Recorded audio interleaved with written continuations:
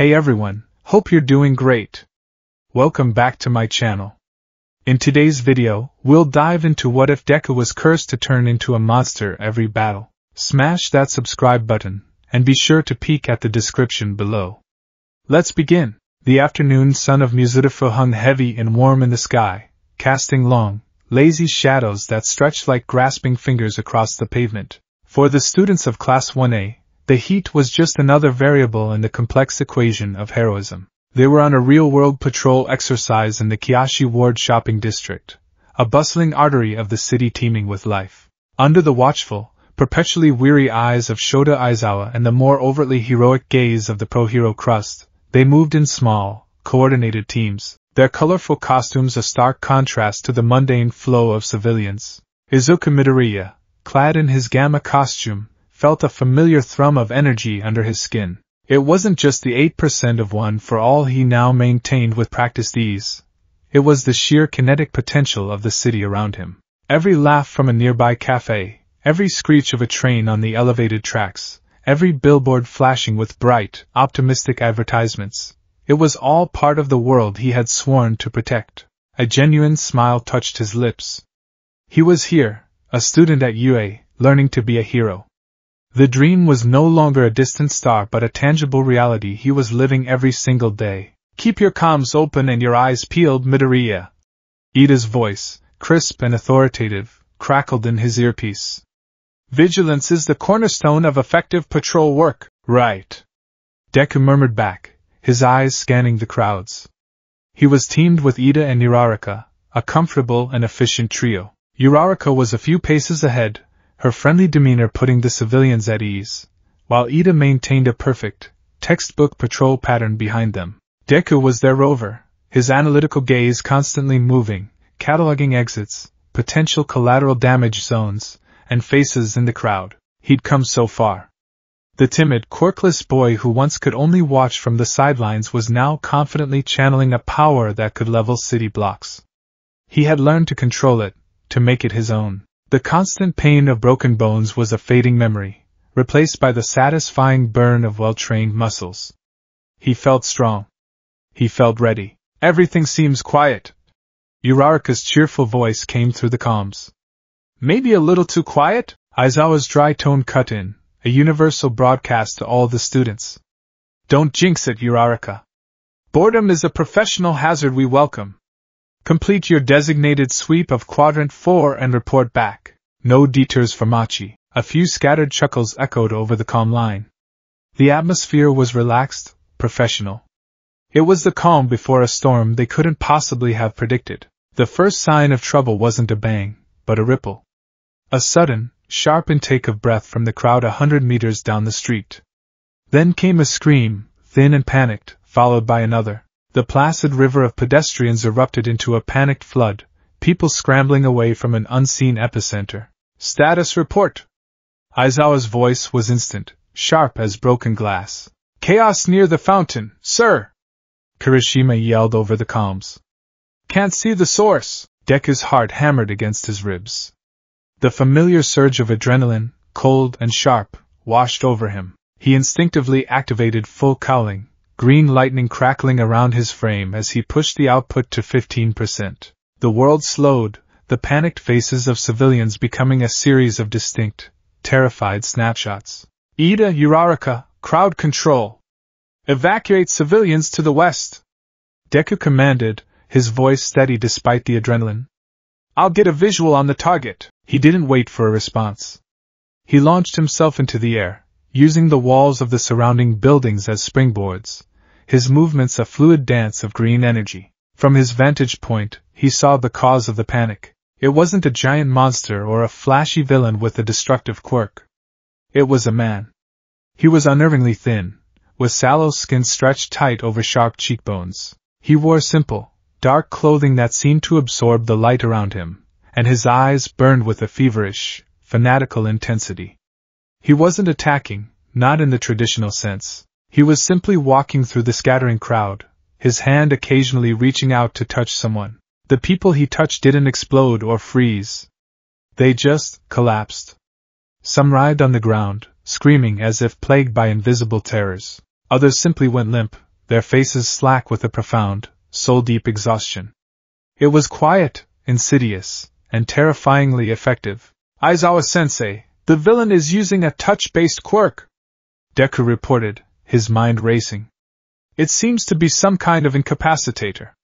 He's moving south toward the main plaza. All units converge," Aizawa ordered. "Do not engage in close-quarters combat.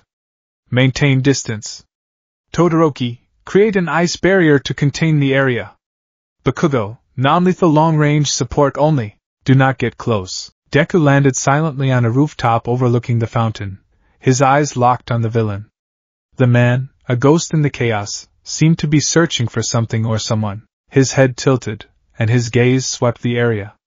As Deku prepared to leap down and create a distraction, he saw it, a small girl, no older than 6, clutching a dropped All Might plushie. She had been knocked down in the initial stampede and was now frozen in terror directly in the villain's path. The man's lips curled into a faint, chilling smile as he changed his trajectory, his gaunt hand extended towards the child. There was no time for a plan. No time for strategy. There was only the core, unbreakable tenet of heroism that All Might had beaten into his very soul. A hero saves people. A torrent of green lightning erupted from his body. He pushed off the roof with a resounding crack, a human missile aimed at the space between the villain and the child. He landed between them, his back to the girl, one arm protectively outstretched. "Get away from her!" Deku roared, his voice amplified by the power coursing through him. The villain stopped. His smile didn't falter. It was a horrid, knowing thing. "A hero," he whispered, his voice like dry leaves skittering across pavement. "So full of potential. So bright. A light that casts such a deep shadow." The man didn't lunge. He didn't throw a punch. He simply took one more step forward, his movements deceptively slow, and placed his palm flat against Deku's chest, right over the heart of his costume. It was not a blow. It was just a touch, but the sensation was unlike anything Deku had ever experienced. It wasn't pain. It was an absence, a profound, soul-crushing cold that seemed to suck the warmth not just from his body, but from the world itself. The vibrant colors of the shopping district bled into shades of gray. The roaring in his ears faded to a dull, distant hum. He felt a phantom sensation, like icy needles plunging deep into his core, seeking out the roaring bonfire of one for all and attempting to snuff it out. He felt hollowed. The villain's smile widened. "There," he rasped. "I haven't taken anything from you, hero. I've just shown you what you really are deep down." Suddenly, the man was yanked backward, wrapped in the familiar gray of Aizawa's capture weapon. Crust was there a second later, his shields pinning the villain to the ground. The fight, such as it was over in an instant. Deku stood frozen for a moment, his hand pressed to his chest where the coldness lingered. The world slowly seeped back into color, but the chill remained, a small, dead spot in the center of his being. He turned to the little girl, who was staring up at him with wide, tear-filled eyes. He knelt down, forcing a shaky but reassuring smile. "It's okay now," he said, his voice sounding distant to his own ears. "You're safe." He picked up her All Might plushie and handed it to her just as her mother rushed through the police cordon, sobbing with relief. As the family embraced, Deku pushed himself back to his feet, the lingering cold a persistent, unsettling thrum beneath his skin. In the brightly lit, antiseptic-smelling infirmary at UA, recovery girl tooted as her diagnostic quirk scanned Deku's body for the 10th time. "Well, I don't see a thing, dearie," she said, planting her hands on her hips. "No internal damage, no energy drain, no lingering toxins. Your vitals are perfectly normal, aside from being a little low from the shock." Deku sat on the edge of the cot, still in the bottom half of his tattered costume. He rubbed his chest absently. The intense cold had faded to a dull, numb sensation, like a limb that had fallen asleep. "But I felt something. It was cold. Like he was pulling the life out of me. A psychological effect, most likely," she reasoned. "Some quirks can be quite disorienting without causing any physical harm. You took a nasty hit from a villain with an unknown power. A bit of shock is to be expected. Here, have some gummies and get some rest." He took the candy but didn't eat it. He knew it wasn't just shock. This was different. This was a feeling of fundamental wrongness, a foreign seed planted deep within him. All Might and Aizawa entered the room, their expressions grim. "The villain has been secured," Aizawa stated, his arms crossed. "His name is Kaito Ikaruga. Calls himself Scourge. His quirk is registered as Soul Grasp, but the description is vague, says it reveals a person's true nature." "He's not talking, young Midoriya," All Might began, his voice laced with concern. "Are you absolutely certain you feel all right?" I think so," Deku lied, not wanting to worry his mentor further. "It's just, when he was being taken away, he looked at me. He was smiling, and he said..." Deku's voice trailed off as he recalled the villain's cryptic words. "I just showed the hero what he really is. Pay him no mind," Aizawa said, his tone flat. "Villains will say anything to get under a hero's skin. You did the right thing. Your reaction was textbook perfect. You neutralized the threat to the civilian without hesitation. Now get changed and get to the dorms. You're done for the day." Deku nodded, but the words offered little comfort. As he walked back to the Heights Alliance dormitory, the strange numbness in his chest seemed to pulse faintly with a rhythm that was not his own. He tried to analyze it, to break it down in his notebook as he always did, but he couldn't find the words. How do you describe a void? How do you diagram an echo? He chalked it up to a long day and a close call, forcing himself to believe Recovery Girl's diagnosis. He was fine. It was a lie that would be shattered in less than 24 hours. The next afternoon, the air in Gym Gamma was thick with the smell of sweat, ozone, and concrete dust. Aizawa had deemed it necessary for those involved in the previous day's incident to have a controlled combat debrief. For Aizawa, this meant sparring. The villain was a close-range specialist, he announced to the assembled students. Your reaction times were adequate, but your threat assessment was slow. You need to be able to handle a CQC opponent without relying on the flashiest aspects of your quirks. Today, it's about control and efficiency. Bakugo, Midoriya. You're up first. A knot of apprehension tightened in Deku's stomach. A sparring match with Kaken was always an exercise in pushing his limits. Normally, he'd be buzzing with a mixture of excitement and anxiety. Today, he just felt off. The numb spot in his chest was still there, a constant, low-level distraction. Bakugo grinned, a feral slash of white teeth. Finally! A chance to blow the stink of yesterday off me. Don't hold back, you damn nerd, or I'll kill you. They took their positions on the vast training floor. The moment they squared off, the familiar dynamic clicked into place. The world narrowed to just the two of them. Begin!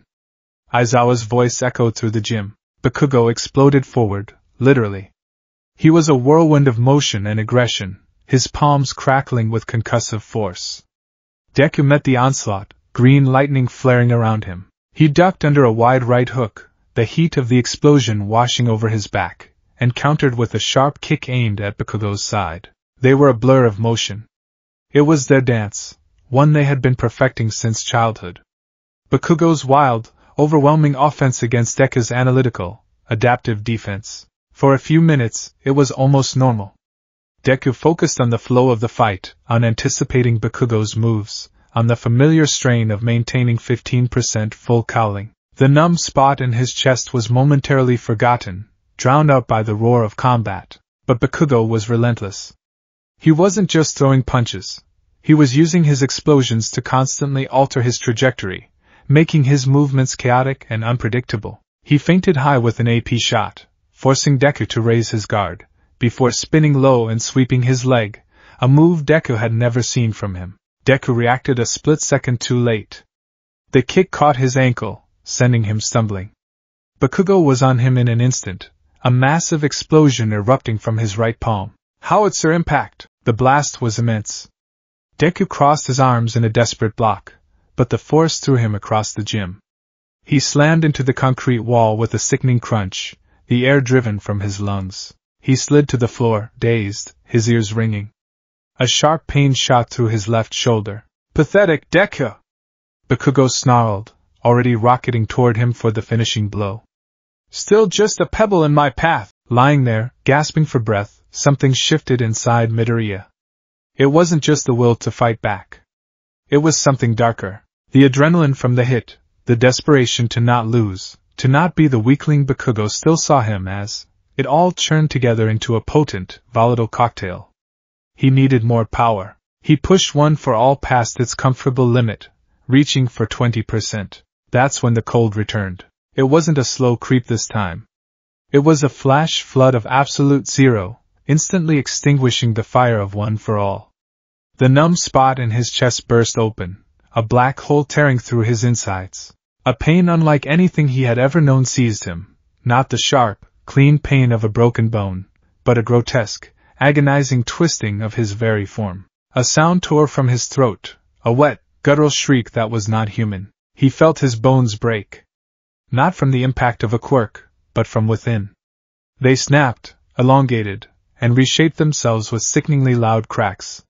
His spine arched violently, forcing him onto all fours. He felt his skin stretch and tear, only to be replaced by something thick, leathery, and cold. It was the color of ash and cemetery stones. What the hell?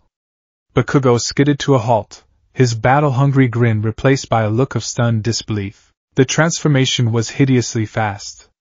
Deku's legs bent backward into powerful, digitigrade limbs, ending in razor-sharp talons that gouged deep furrows in the concrete floor. His arms thickened, the muscles bunching into unnatural cords as his hands warped into three-fingered claws, each tipped with obsidian-like nails. His face pushed forward into a brutish, elongated snout, his teeth sharpening into a mouthful of serrated fangs as his jaw unhinged. The worst was what erupted from his back. With a sound like tearing canvas, jagged, shadowy spines burst from his vertebrae, slick with a dark, viscous fluid. They stood out like a macabre crown, twitching with a life of their own. His mind was a maelstrom of agony and confusion. His thoughts, his name, his memories, they were being shredded, burned away by a singular, primal inferno of instinct, threat, enemy, hurt, eliminate. Where Izuku Midoriya had been, there was now only a monster. It rose to its full height, standing nearly 8 feet tall, hunched over in a predatory stance. Its eyes, once a bright, hopeful green, now glowed with a sickening, internal light of the same color, devoid of all reason or recognition. A low, rattling growl rumbled in its deep chest, a sound that promised violence. The creature's glowing green eyes fixed on Bakugo. It saw not a rival, not a childhood friend, but a threat. The source of the pain. The target. Deku? Bakugo whispered, a sliver of genuine uncertainty in his voice. The monster answered with a roar that shook the very foundations of the gym. It was a sound of pure, unadulterated rage. And then it moved. It wasn't a dash or a run. It simply vanished. One moment it was 20 feet away, the next it was on him, moving with a speed that made 15% full cowling look like a leisurely stroll. There was no crackle of green lightning, no telltale energy signature. Just silent, impossible speed. Bakugo's instincts screamed. He fired off a massive explosion directly in the creature's face. The blast, which would have sent any other opponent flying, did little more than make the monster flinch. It shook its head, a spray of that dark fluid flying from its spines, and swiped with its right claw. Bakugo threw himself backward, but he wasn't fast enough. The claws raked across his chest, tearing through the reinforced material of his costume as if it were tissue paper. For deep gashes opened on his chest, blood welling instantly. He cried out in pain and shock. This thing, it was faster than him. It was stronger than him. The creature didn't relent. It was a whirlwind of feral brutality. It didn't use techniques or strategies. It was all instinct, claws that tore, a tail that whipped like a scorpion's stinger, and a speed that defied logic. Bakugo was utterly on the defensive, his explosions, his greatest weapon, serving only to keep the monster momentarily at bay. He was fighting for his life. From the observation platform, the other students watched in frozen horror. "What is that thing?" Kirishima yelled. "Is that Midoriya?" Uraraka whispered, her hands clasped over her mouth, her face pale. Aizawa was already moving. "Everyone stay back!" he commanded, his eyes glowing a terrifying red, his hair levitating around his head. He activated his quirk, His gaze locked on the monstrous form that was backing a bloody and terrified Bakugo into a corner. The effect was instantaneous and catastrophic. The moment Aizawa's erasure hit the creature, its power source, the curse that had hijacked One for All, was severed. The monster let out a final, agonized shriek as its body convulsed violently. It was like a puppet whose strings had all been cut at once. The transformation reversed with the same gruesome speed at which it had occurred. The spines retracted into its back with a series of wet, percussive pops. The chitinous hide softened and receded, revealing pale, sweat-soaked skin underneath. The elongated limbs snapped and cracked, shrinking back into human proportions. The creature collapsed, deflating in on itself until all that was left was Izuku Midoriya, curled in the fetal position on the floor. He was naked, his costume shredded beyond recognition, his body covered in a strange, slick residue that smelled of ozone and something vaguely metallic, like old blood. He was unconscious before he even fully reverted. The gym was silent save for Bakugo's ragged, pained gasps. He stared at the still form of his rival, his eyes wide with a terror he would never admit to.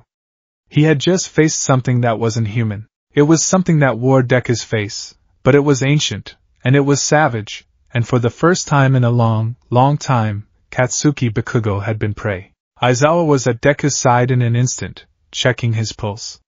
He was alive. Unconscious, but alive. Aizawa wrapped his own capture weapon around Deku's small form to cover him, his expression a grim, unreadable mask. But his mind was screaming. What was that? A new aspect of his quirk? A mutation? Or something else? Something worse? He looked up at the horrified faces of his students, then at Bakugo, who was clutching his bleeding chest. The pristine training facility was now a crime scene, and his most promising student was at the center of it, not as a hero, but as the monster. The first thing Deku was aware of was the smell. Antiseptic. The signature scent of Recovery Girl's office. The second was a dull, full-body ache, as if he'd been run over by a truck. His memories were a chaotic, nightmarish blur, the heat of Bakugo's explosion, a searing cold, and then, pain. Unspeakable pain. And rage. So much rage, hot and blinding, an instinctual fury that wasn't his own. He remembered through a red haze, the scent of nitroglycerin, the satisfying tear of flesh under claws. His eyes snapped open. He was lying on a cot, a thin white blanket pulled up to his chin. The room was dim, the only light coming from the setting sun filtering through the blinds. And he was not alone. Sitting in a chair to his left was Aizawa. His teacher wasn't looking at him. His gaze was fixed on the floor, his posture rigid. The usual exhaustion in his features was replaced by a grim, heavy tension that seemed to add years to his face. On his right, standing by the window, was All Might. He was in his skeletal form, and he looked smaller and more fragile than Deku had ever seen him. His hands were clenched into bony fists at his sides, and his face was a mask of anguish and something else.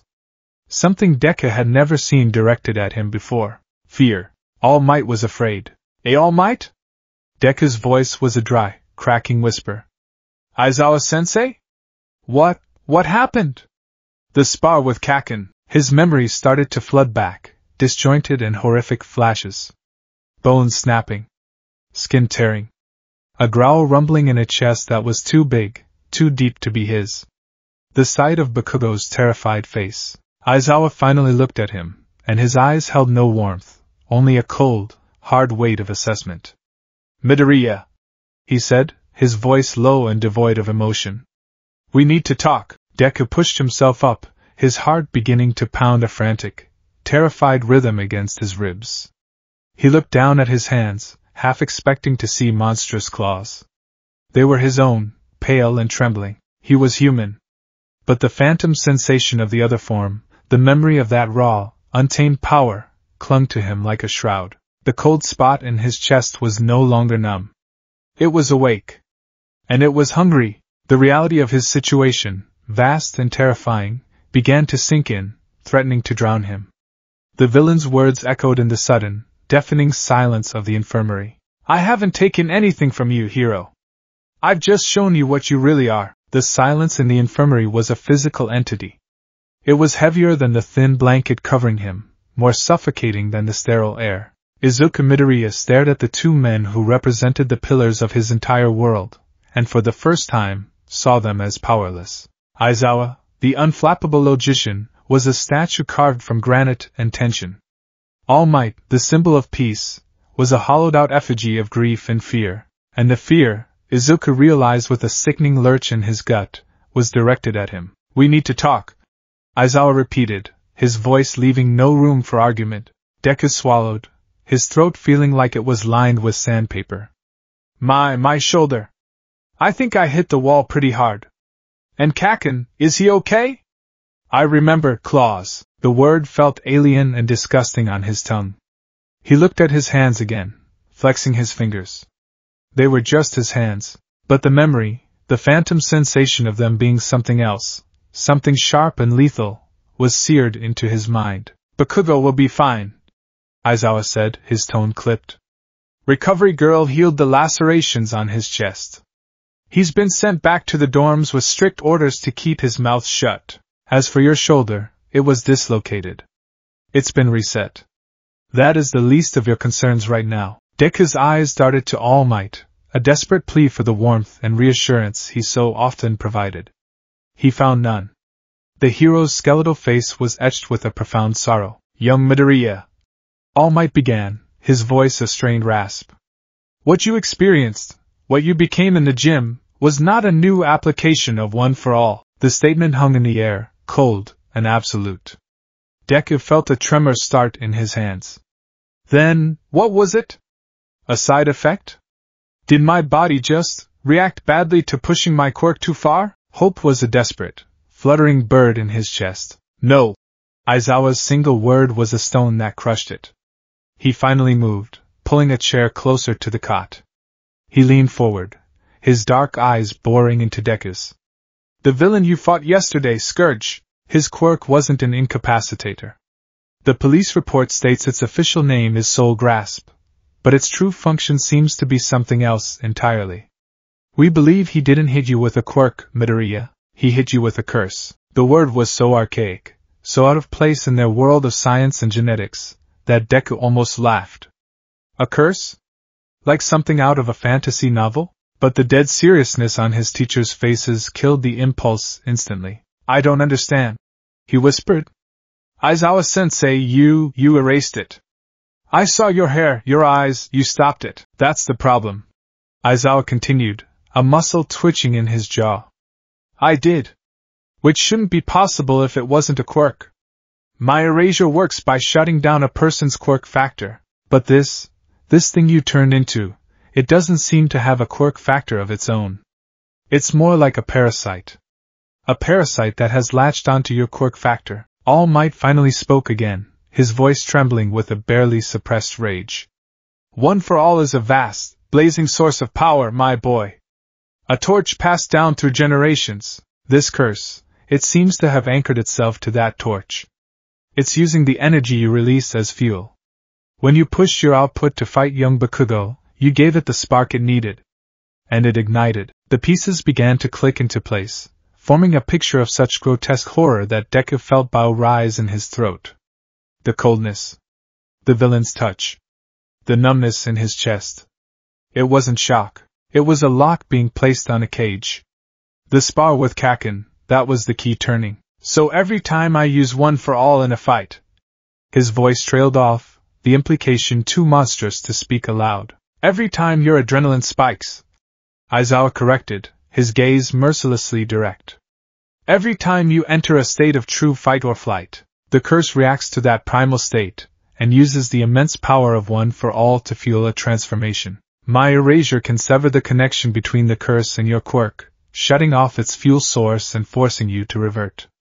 But it cannot remove the curse itself. It's still in you. Dormant. Waiting." The cage had a name. It was his own body. The bars were his own skin. And the monster inside was a part of him now, a dark passenger waiting for the right moment to seize the controls. The memories of the transformation, once a hazy nightmare, sharpened with horrifying clarity. The feeling of his skeleton rearranging itself, the primal, bloodthirsty rage that had consumed his every thought, the singular focus on the threat that was Bakugo. He remembered the raw, mindless power. He had overwhelmed Kakin. He had hurt him, and a dark, terrifying part of his mind whispered it felt good. He recoiled from the thought, shaking his head violently. No. No, no, no. There has to be a way to fix this. We can find the villain. Make him undo it. He's in a specialized holding cell in Tartarus, Aizawa said. And he's not talking. He just keeps repeating the same thing. I liberated him. We have people working on it. The best quirk analysts in the country. But for now, we have to operate under the assumption that this condition is permanent. Permanent. The word echoed in the silent infirmary, a death knell for the dream he had dedicated his entire life to. How could he be a hero who saves people with a smile when he was possessed by a monster that only knew how to hurt, to maim, to destroy? How could he be the next symbol of peace if he couldn't even control his own body? He looked at his trembling hands, the faint scars from 100 broken bones a testament to his struggle to master his power. He had endured so much to get here. He had broken himself and put himself back together, time and time again. But this was different. This wasn't just a broken bone. This was a broken soul. Tears welled in his eyes, hot and shameful. He squeezed them shut, but they escaped anyway, tracing paths through the grime on his face.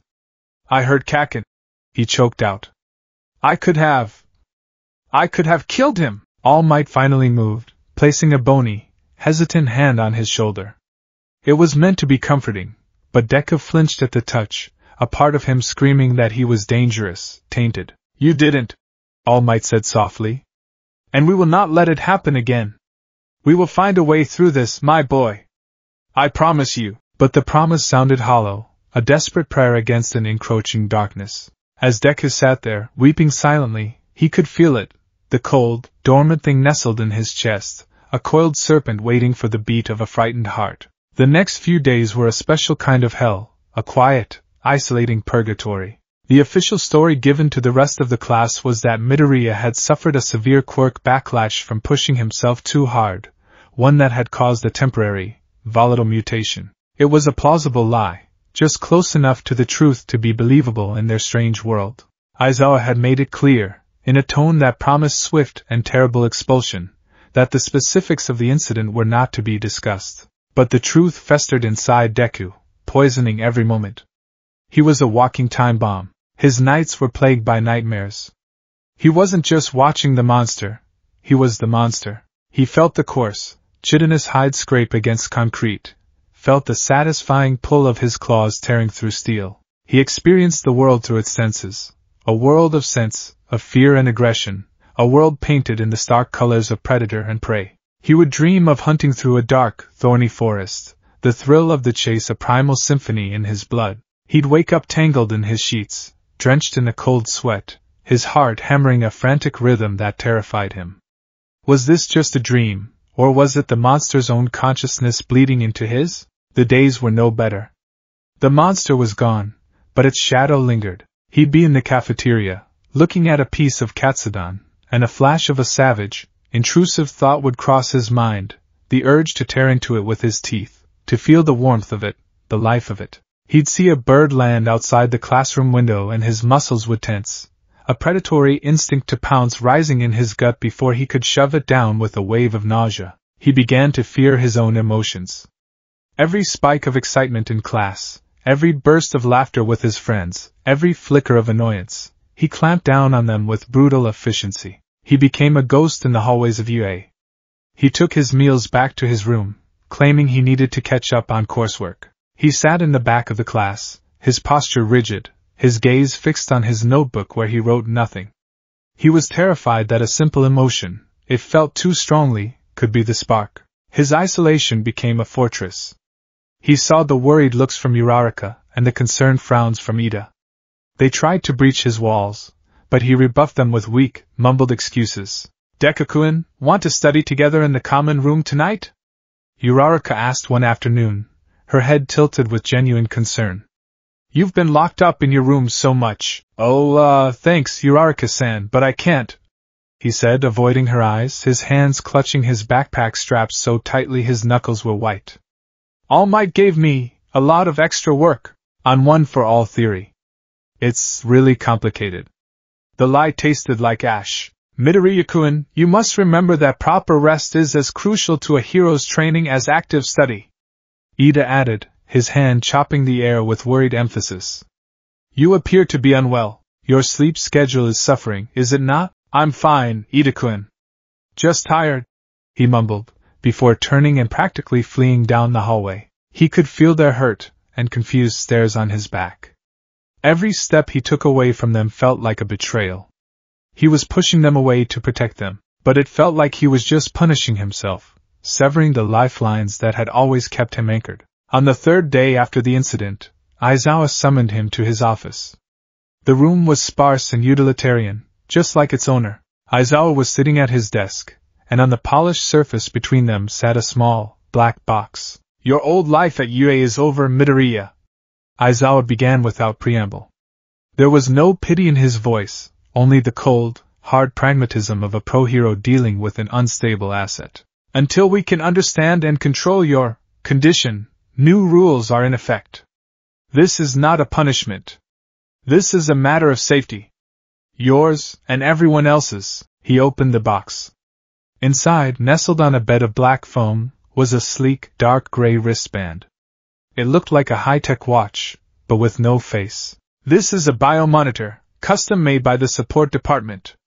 It will track your heart rate, adrenaline, cortisol levels, and the energy output of your quirk in real time. You will wear it at all times. If your biometrics enter a designated danger zone, the same state you were in before you transformed during your spar, it will send an instant, silent alert to my phone and to the UA's security system. I will know the second you are close to losing control. Deku stared at the device. It wasn't a shackle, but it might as well have been. It was a leash. A constant, digital reminder of the beast he carried inside him. You are on strict probation. Aizawa continued, his voice a relentless monotone. You are forbidden from engaging in any unsupervised combat. That includes sparring and training exercises. During sanctioned class activities, you will be on the defensive, focusing solely on rescue and evasion. Your provisional hero license is suspended, effective immediately. You will not leave campus without me or another designated faculty member as an escort. Is all of this clear? Each rule was a bar slamming down, constructing a cage around him. He couldn't fight. He couldn't train properly. He couldn't even leave school to visit his mother. He was a prisoner. He could only nod, his throat too tight to speak. Put it on, Aizawa ordered. With trembling fingers, Deku took the biomonitor from the box. It felt cool and heavy in his hand. He fastened it around his left wrist. It clicked shut with a soft, final sound. The device hummed to life, and a tiny, green LED on the side pulsed steadily, like a slow, sleeping heartbeat. It felt like a part of him now, an extension of the curse itself. One more thing, Midoriya. Aizawa leaned back in his chair, his expression softening almost imperceptibly. I know this is difficult. But the fear you're feeling right now, that is your most important tool. Don't let it paralyze you. Use it. Let it be the voice of reason that stops you from pushing too far. Control your fear, and you might just learn to control this thing. Fail, and you become a danger to everyone you've sworn to protect. Now get out. The dismissal was abrupt, but the message was clear. The burden of control was entirely on him. He walked out of the office, the weight of the monitor on his wrist a constant, heavy presence. He was branded. He was contained. He was no longer just Izuku Midoriya, the aspiring hero. He was a threat being managed. The change in Deku did not go unnoticed. While most of the class attributed his withdrawal to the quirk backlash, his inner circle knew something more was wrong. Uraraka and Ida saw the haunted look in his eyes, the way he flinched when someone got too close, the forced smiles that never reached his eyes. Their attempts to help were met with a polite but impenetrable wall. But there was one other person who was watching, someone who had seen the truth firsthand. Katsuki Bakugo was uncharacteristically silent. He hadn't mocked Deku once since the incident. He hadn't screamed at him, hadn't called him a damn nerd, hadn't so much as acknowledged his existence with a sneer. The angry, festering wounds on his chest were a constant reminder of what had happened in Gym Gamma. He wasn't just angry. He was confused. And in a deep, primal part of himself he would never acknowledge, he was afraid. Not of Deku, but of the thing Deku had become. He remembered the raw, mindless power, the impossible speed, the utter lack of hesitation. It was a power untempered by thought or reason. It was pure, savage instinct. For those terrifying few minutes, Deku hadn't been his rival. He had been a natural disaster. One evening, unable to stay in his dorm room a moment longer, Deku went to one of the smaller, private training rooms. He couldn't practice combat, but he could stretch, go through his katas without his quirk, anything to feel like he was still a hero in training. He needed the burn of exertion to chase away the thoughts that swirled in his head. He was halfway through a cool-down stretch, his body aching with a satisfying fatigue, when he felt it. The prickling sensation of being watched. He slowly raised his head, his eyes scanning the empty doorway of the training room. Leaning against the far wall of the corridor, partially shrouded in shadow, was Bakugo. He was in his sweats, his arms crossed over his chest. He wasn't glaring, not exactly. His expression was a complex mixture of anger, contempt, and something else, a sharp, analytical curiosity. He was just watching. Observing. Deku's blood ran cold. The biomonitor on his wrist felt like it weighed 1,000 pounds. He slowly got to his feet, his body tense. They stood there for a long moment, the silence stretching between them, thick with unspoken questions and shared trauma. Bakugo's gaze flickered down to Deku's left wrist, a silent acknowledgement that he knew something was different, that he knew Deku was under observation. Finally, Bakugo pushed himself off the wall. He didn't walk towards Deku. He just turned and started walking down the hall, away from the gym. Just before he rounded the corner, he stopped and spoke, his voice low and rough, not yelling for once. "Whatever that freak show was," he said, not turning to look back. It was strong, and then he was gone. Deku stood alone in the empty gym, trembling. The statement wasn't a compliment. It wasn't a threat. It was a fact. It was Bakugo's way of saying, "I saw what you are. I felt it. And I'm still here." It was a challenge. A promise. He looked down at the biomonitor, its little green light pulsing rhythmically in the dim light. Pulse, pulse, pulse. A sleeping heartbeat. The steady rhythm of the cage. He felt more alone than he ever had in his life, trapped in his own body with a monster for a cellmate, with the entire world watching and waiting for him to break. A week crawled by, each day a meticulous, exhausting exercise in self-suppression. Izuku Midoriya had perfected the art of being a ghost. He moved through the halls of UA, with his gaze fixed on the floor, a walking apology for the space he occupied. He learned to breathe shallowly, to keep his heart rate at a placid, steady rhythm. The green light on his biomonitor became his new sun, the center of his universe. As long as it pulsed with that slow, steady beat, he was safe. The monster was sleeping, his grades in academic subjects skyrocketed. Unable to pour his energy into physical training, he funneled his obsessive, analytical mind into books. He devoured texts on quirk theory, hero law, and disaster relief logistics. His notebooks, once filled with hero analysis, were now crammed with risk assessments and evacuation strategies. It was a way to feel useful, to feel like a hero, without ever having to throw a punch. He was building a new cage for himself, one made of theories and hypotheticals, a world where he could save people on paper without ever risking the monster within. In combat classes, he was a phantom. Aizawa, true to his word, had altered the training parameters. While his classmates engaged in dynamic spars, Deku was relegated to the sidelines, participating only in rescue drills that required zero confrontation. He would weave through simulated disaster zones, his movements precise and efficient, but there was no spark of green lightning, no familiar thrum of one for all. He was fast and agile, relying on his base physical conditioning, but he was a shadow of his former self. His classmates, for the most part, kept a respectful distance. They had accepted the quirk backlash story and treated him with a sort of gentle pity, as if he were recovering from a long illness. They'd offer him their notes, save him a seat at lunch, which he would politely decline, and give him encouraging smiles that felt like hot pokers on his raw nerves. They meant well, but their kindness only served to highlight the chasm that had opened between him and them. They were heroes in training. He was a liability in containment. The only ones who refused to accept his self-imposed exile were Ochiko Uraraka and Tenya Ida. They were a persistent, gentle tide against the fortress walls he had erected. They didn't push or pry, but they were always there. Uraraka would leave a small plate of sliced apples and a thermos of tea outside his dorm room door at night. Ida would send him meticulously organized study guides and reminders about campus events, always ending with a sincere, "We hope you will consider joining us." He appreciated their efforts more than he could ever say, but he couldn't let them in. How could he explain the intrusive, predatory thoughts that flickered through his mind? How could he tell them about the nightmares where he hunted in a forest made of shadows and bone? How could he make them understand that his very presence was a danger to them? It was better this way, he told himself, a mantra he repeated in the lonely, dark hours of the night. It was better to be alone and safe than to be a friend and a threat. But facades, no matter how carefully constructed, are brittle. All it takes is the right amount of pressure in the right spot, and the entire structure will splinter. The pressure came on a Tuesday afternoon, disguised as a drill. They were in the middle of a foundational heroics lesson with all might in one of the expansive outdoor training grounds, a sprawling cityscape replica known as Ground Beta. The air was cool and crisp, a perfect day for training.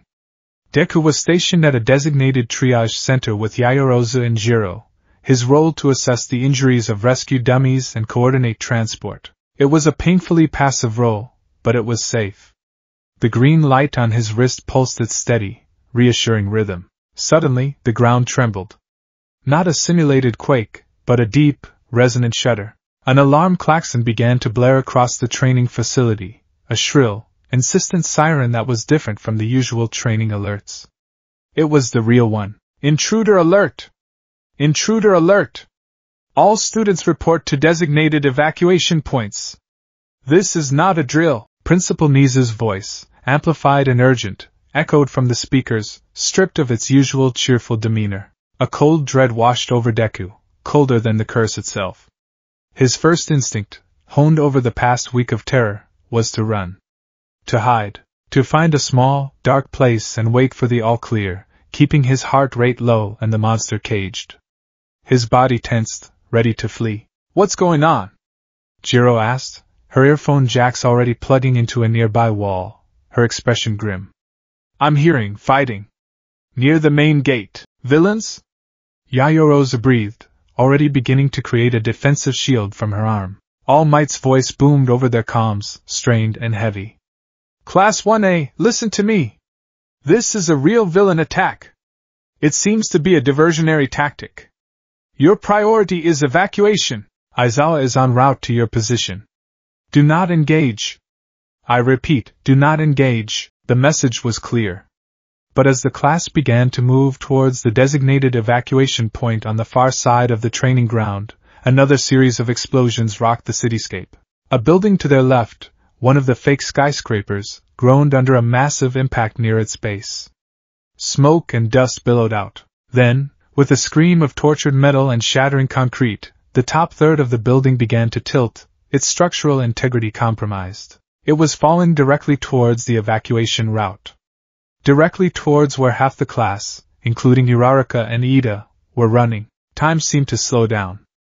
Deku saw it all with the horrifying clarity of his analytical mind. The trajectory of the fall. The speed of his classmates. They weren't going to make it. Ida was fast, but he was trying to herd the others. Uraraka was looking up, her face a mask of pale terror, frozen for a fatal second. Deku's carefully constructed world of logic and self-suppression shattered. The twin instincts that defined him, the hero's drive to save and the cursed monster's drive to protect, roared to life in perfect, terrifying unison. The thought process was instantaneous, bypassing all the fear and caution he had so carefully cultivated. Uraraka is in danger. Protect Uraraka. Save them. He didn't think about his heart rate. He didn't think about the biomonitor. He didn't think about the monster. He just moved. He pushed off the ground, pouring every ounce of his natural strength into the motion. But it wasn't enough.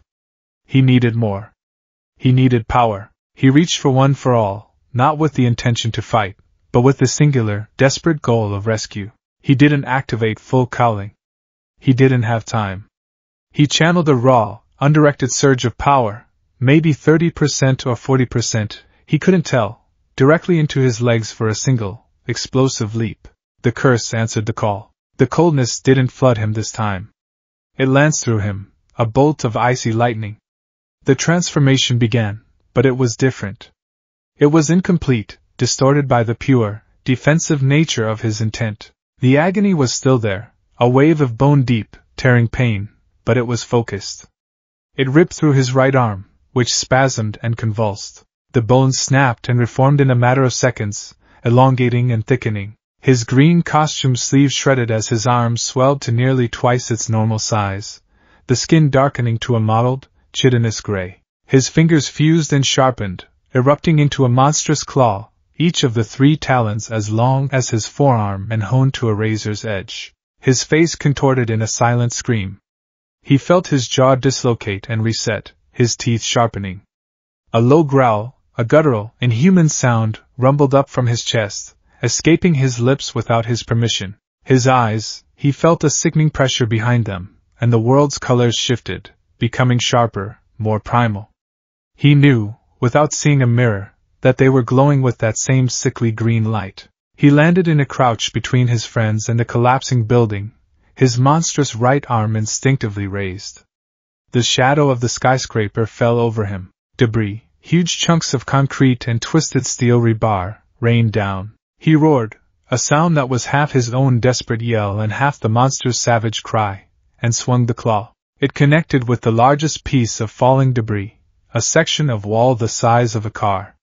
The impact was titanic. His talons, imbued with the raw, uncontrolled power of One for All, tore through the concrete as if it were wet cardboard. The slab didn't just break, it atomized, exploding into a cloud of dust and gravel that rained harmlessly around him. He was on all fours now, his human left hand and his monstrous right claw planted on the ground, his body trembling with the strain of the partial transformation and the sheer force he had just unleashed. He looked up, his glowing eyes wild and unfocused, and saw Uraraka. She was staring at him. Her face was ashen, her eyes wide with shock and terror. She wasn't looking at him as Deku, her friend. She was looking at him as the thing he had become. Her fear was a physical blow, more painful than the transformation itself. Then, as quickly as it had come, the surge of adrenaline passed. The immediate threat was gone. The curse, its fuel source dwindling, began to recede. The monstrous arm convulsed, the bones cracking and shrinking back to their normal size. The chitinous plating dissolved, leaving his own pale, trembling skin in its place. The glow in his eyes faded, leaving behind a deep, throbbing headache. He was left kneeling in the dust, his right arm bare and scraped raw, his costume in tatters. He looked at Uraraka and Ida, at the stunned and horrified faces of his other classmates. The drill, the fake attack, it was all forgotten. They had all seen. They had all witnessed the monster peeking out from beneath his skin. The facade hadn't just cracked. It had been pulverized. The silence that followed was absolute, broken only by the distant sounds of battle and the settling dust. Deku remained on his knees, unable to move, unable to breathe. He had failed. He had lost control. He had shown them the monster. He waited for the screams, for them to back away in terror, for Aizawa's capture weapon to wrap around him and drag him away. But the screaming didn't come. Instead, he heard footsteps. Slow, deliberate, crunching on the gravel. He didn't dare to look up. He squeezed his eyes shut, bracing for the inevitable rejection. Midoriya-kun! Ida's voice. It wasn't accusatory or frightened. It was strained but steady, filled with a profound, earth-shaking concern. Deku-kun? Uraraka's voice was a whisper, trembling but close. So close. He felt a gentle touch on his shoulder. He flinched violently, scrambling backward away from the contact. A guttural noise of panic caught in his throat. Don't touch me! I'm dangerous! He finally looked up, and his heart broke. Uraraka had her hand outstretched, her expression one of deep, aching worry. Ida stood beside her, his face a mask of stern confusion, his hands clenched into fists at his sides as if fighting the urge to rush forward and perform some sort of diagnostic check. They weren't looking at him with fear. They were looking at him with the unbearable pain of seeing a friend in agony. "Midoriya-kun, what was that?" Ida asked, his voice low and serious. "The school's official report stated your quirk backlash was a one-time event. This was not that. Your arm, your eyes, this is something else. Please, Deku-kun," Uraraka pleaded, taking another hesitant step forward. "You've been so distant. You've been hurting. We just want to help. Please talk to us." The drill was, in fact, a drill. A highly realistic one, designed by Nisa to test their response to a sudden, high-stress crisis. The intruder alert was fake, the falling building a controlled demolition. All Might's strained voice over the comms had been a masterful piece of acting. It was all a test. A test he had just failed in the most spectacular way possible. Aizawa arrived on the scene, his expression unreadable as he took in the tableau, the pulverized debris, the stunned students, and Midoriya at the center of it all, cornered by his two closest friends. The drill was officially over. Aizawa's gaze met Deku's for a fraction of a second. There was no anger in it. Just a weary resignation. "I told you the fear would be your tool," his eyes seemed to say. "You let it go. Everyone, back to the changing rooms. Drill's over," Aizawa announced, his voice carrying its usual authority. "Midoriya, Uraraka, Ida, you three with me." He led them not to his office, but to one of the small, soundproofed observation rooms that overlooked the training ground. The room was sterile and impersonal, furnished with only a simple table and a few chairs. The silence as they all took a seat was thick with tension. Deku sat hunched over, his hands clasped between his knees, staring at the floor. He couldn't bring himself to look at his friends. He had exposed them to his ugliness, his curse. He had terrified them. It was Ida who broke the silence, his voice firm and unwavering. "Aizawa-sensei. With all due respect, we require an explanation. Midoriya-kun is clearly in distress, and the story we were given about his condition is obviously incomplete. As his friends, and as his classmates who may have to fight alongside him, we have a right to know the truth." Aizawa looked from Ida's determined face to Uraraka's worried one, and then finally to Midoriya, who seemed to be trying to shrink into himself and disappear entirely. He let out a long, slow sigh. "The truth is not my call to make," he said, his gaze settling on Deku. "It's his. But I will say this, what you saw was not Midoriya losing control of his quirk. It was his quirk, and Midoriya himself, reacting to a hostile foreign agent. He was giving Deku an out, a way to frame the narrative, but Deku was tired of the lies. He was tired of the isolation.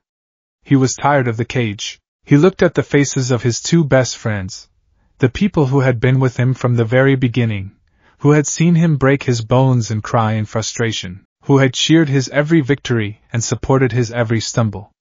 He owed them more than half-truths and evasions. He owed them the terrifying, monstrous truth. He took a deep, shaky breath, the first one that felt like it had reached the bottom of his lungs in a week. He raised his head, and for the first time, he met their gazes directly. His own eyes were red-rimmed and filled with a despair so profound it made them flinch. "The villain, from the shopping district," Deku began, his voice cracking. "He didn't just knock me out. He did something to me. He cursed me." He explained everything. The cold touch. The conversation with Aizawa and All Might. The monstrous transformation during his spar with Bakugo, leaving out no gruesome detail. He told them about the nightmares, the intrusive thoughts, the constant, gnawing fear. He explained the biomonitor on his wrist, the probationary rules, the reason he had been pushing them away. He laid his shattered, monstrous secret bare on the table between them. As he spoke, he watched their faces, steeling himself for the inevitable horror and revulsion. But it never came. Uraraka's expression softened from confusion to a deep, empathetic sadness. Tears welled in her own eyes, not of fear, but of compassion for the terrible burden he was carrying alone. Ida's face grew taut with a mixture of righteous anger, directed at the villain, and a fierce, protective resolve. He looked not at a monster, but at his friend who had been grievously wounded. When Deku finally finished, his voice trailing off into a choked whisper, the room was silent again. He had nothing left to hide behind. He was exposed, vulnerable, waiting for the verdict. Uraraka was the first to move. She reached across the table, her hand covering his. Her touch was warm and steady. He didn't flinch this time. "Deku-kun," she said, her voice thick with emotion but incredibly strong. "You idiot. You absolute idiot. Why did you think you had to go through that alone?" Ida stood up, his chair scraping against the floor. He walked around the table and placed a firm, grounding hand on Deku's shoulder. It was the same shoulder he'd seen twisted and reformed into a monstrous shape just minutes before, but Ida's grip was unwavering. "You are not a monster, Midoriya-kun," Ida stated, his voice ringing with absolute conviction.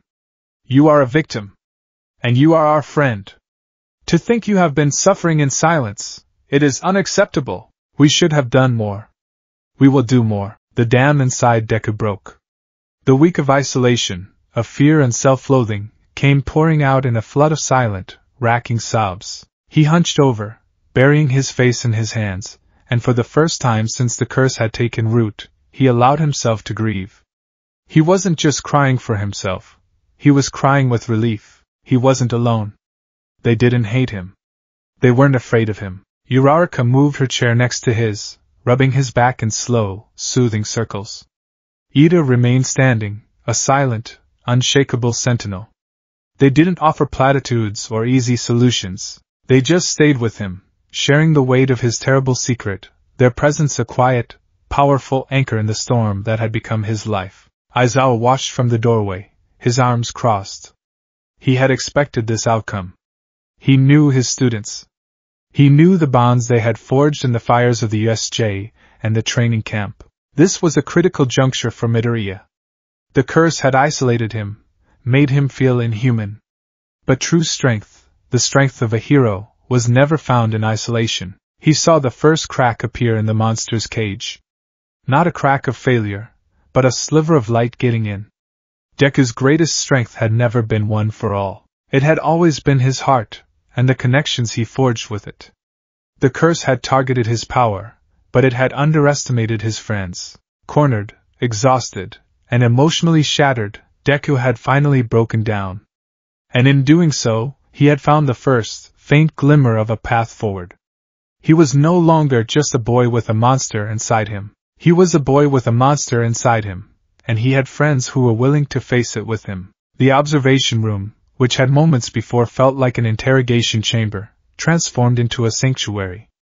The sterile white walls seemed to recede, the harsh fluorescent lights softened. For Izuku Midoriya, the world, which had shrunk to the terrifying confines of his own mind, slowly began to expand again, illuminated by the unwavering presence of his friends. Their acceptance was not a cure, but it was oxygen.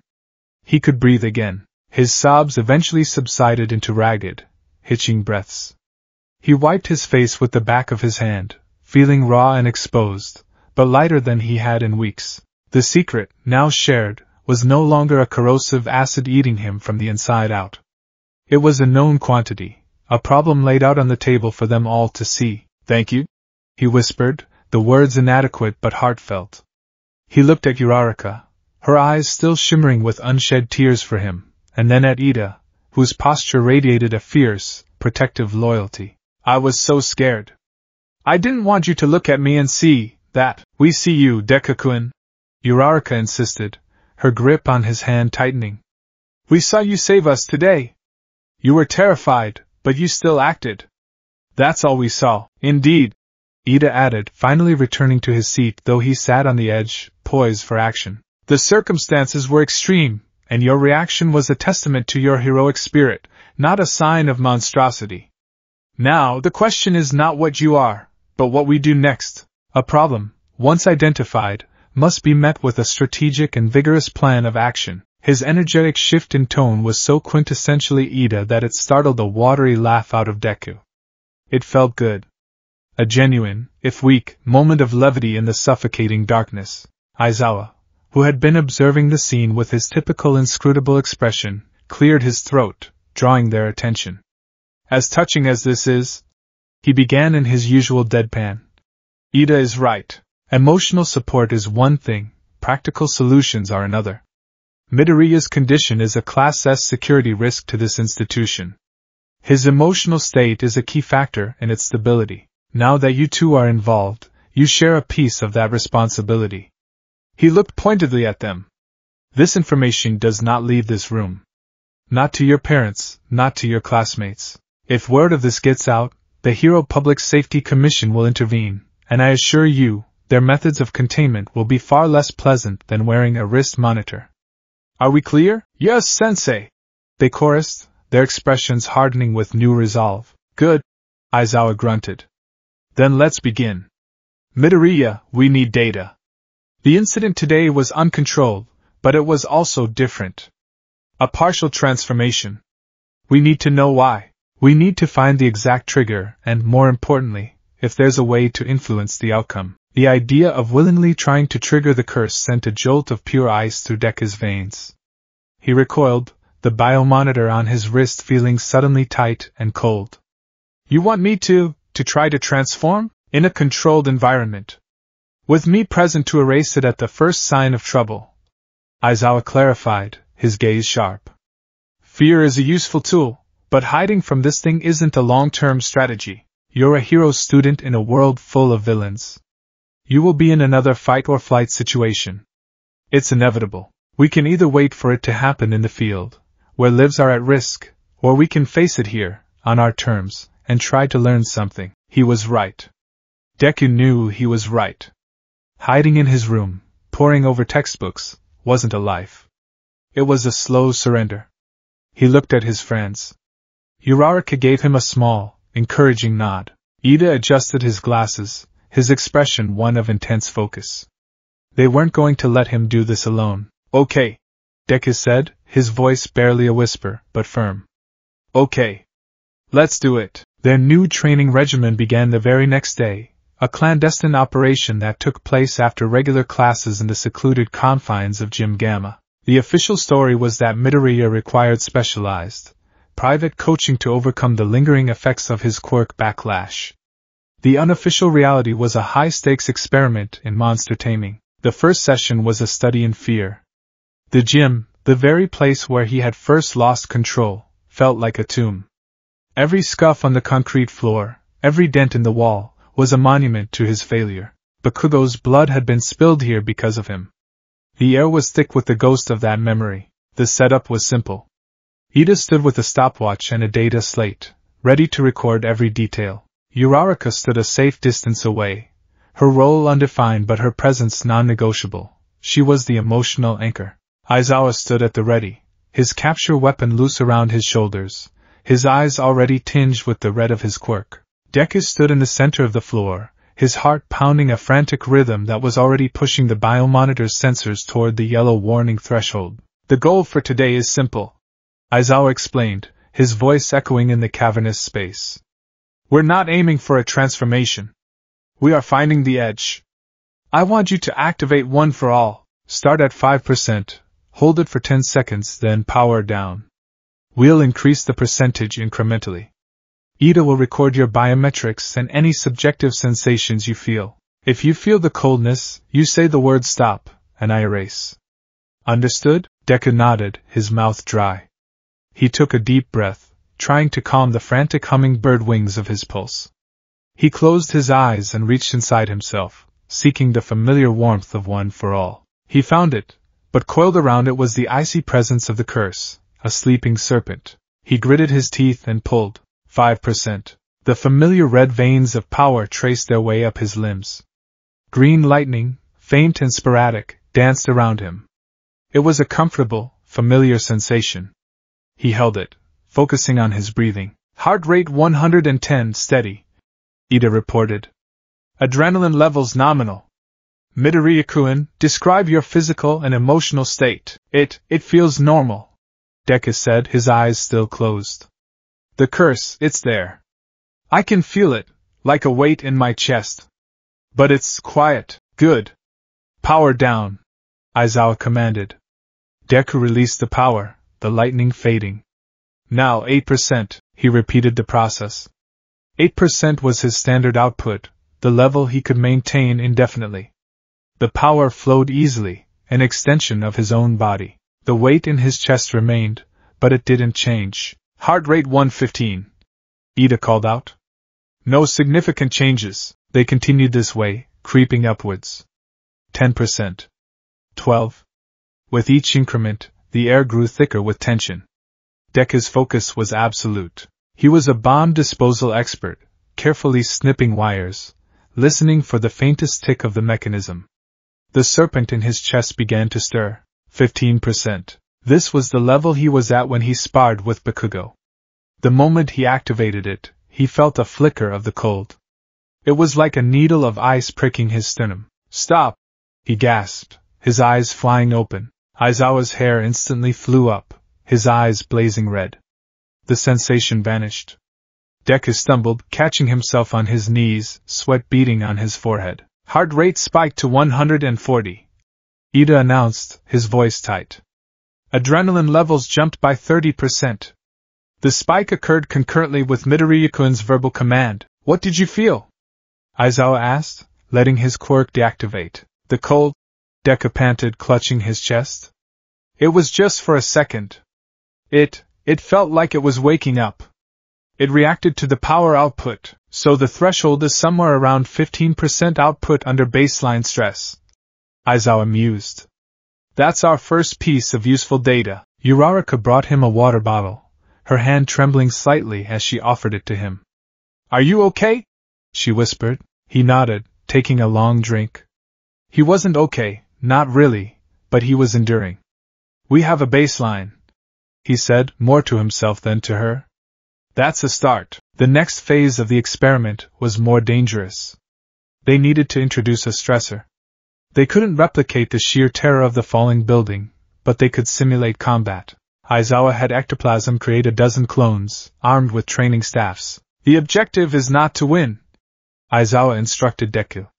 It is to endure. The clones will attack you. Your job is to evade and defend only. Use one for all, but keep it below 10%. The goal is to see how an external threat, a rise in adrenaline from a non-output source, affects the curse. Deku's hands were slick with sweat. He faced the silent, stoic army of ectoplasm clones, his body screaming at him to run. But he held his ground, activating an 8% full cowling. The green lightning felt weak, defensive. The clones attacked. They moved in perfect unison, a whirlwind of white and gray. Deku became a blur of motion, ducking, weaving, parrying blows with his reinforced gloves. He was purely on the defensive, his mind racing to predict attack patterns, his body twisting in a desperate dance of survival. It was working. His heart was hammering, adrenaline pumping through his veins, but the curse remained dormant. The controlled, defensive nature of his actions seemed to keep it at bay. Heart rate at 160. Ida called out. Adrenaline is high, but the curse is not reacting. The key factor may be intent. It was a breakthrough. The curse wasn't just a simple equation of adrenaline power. It was more complex. It responded to his mental state. The feral rage it craved seemed to be tied to his own offensive intent, his will to fight, to dominate, to win. When he was purely defending, purely trying to survive, the serpent slept. But Aizawa knew they couldn't stop there. A hero couldn't always be on the defensive. He pushed the test to the next level. Midoriya. Aizawa's voice cut through the din of the training. One of the clones has Uraraka. It's taking her. What do you do? Deku's head snapped towards Uraraka. She was standing safely on the sidelines, but one of the ectoplasm clones had broken formation and was now stalking towards her, staff raised. It was a simulation. He knew it was a simulation, but the image of her in danger, even a fake one, lit a fuse inside him. The protective instinct that had triggered his partial transformation roared to life. His analytical mind screamed that it was a test, but his hero's heart didn't care. The thought was singular, overwhelming: protect her. He abandoned his defensive posture and launched himself towards the clone, pushing his output to 15% without thinking. The cold slammed into him. Stop! He screamed, but it was too late. He was already losing himself. The pain was immense, a grotesque tearing in his right arm and shoulder. The world began to wash out in a tide of furious green. He could feel the bones snapping, the claws bursting from his fingertips. But this time, something was different. Through the blinding agony and the rising tide of feral rage, he clung to a single thought, a single name, like a drowning man clutching a piece of driftwood. Uraraka. He found himself in two places at once. His physical body was a monster, roaring as it charged the ectoplasm clone. But his consciousness was somewhere else, in a dark, thorny forest under a bruised, twilight sky. He was standing on a precipice, looking down at a writhing beast made of shadow, spines, and glowing green rage. It was the monster. It was him. It was straining against invisible chains, trying to lunge forward, to destroy. But he was here. He was aware. For a fraction of a second, he was not the monster. He was the observer.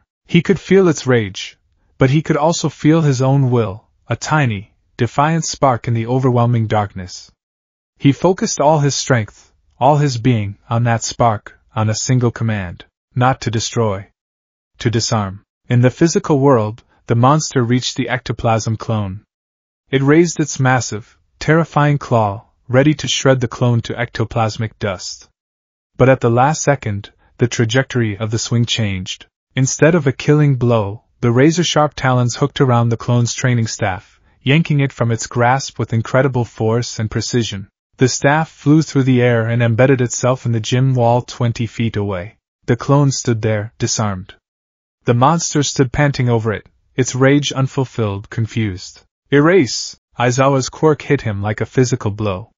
The link was severed, and both the vision of the forest and the monster's form collapsed. He reverted, falling to his knees, gasping for air, his right arm aching and numb. Silence. Did you see that? Uraraka breathed, her voice filled with awe. Incredible, Ida whispered, staring at his data slate as if it were a holy text. His biometrics went critical. A full transformation was initiated. But his final action, it was controlled. Precise. It was not a feral attack. Deku looked up, his chest heaving. He had done it. He had been inside the storm, and for one brief, shining moment, he had steered the lightning. He had retained a sliver of himself. It was the most difficult thing he had ever done, a feat of willpower that made lifting a car seem like a parlor trick. But it was possible. A glimmer of hope, fierce and bright, ignited in his chest.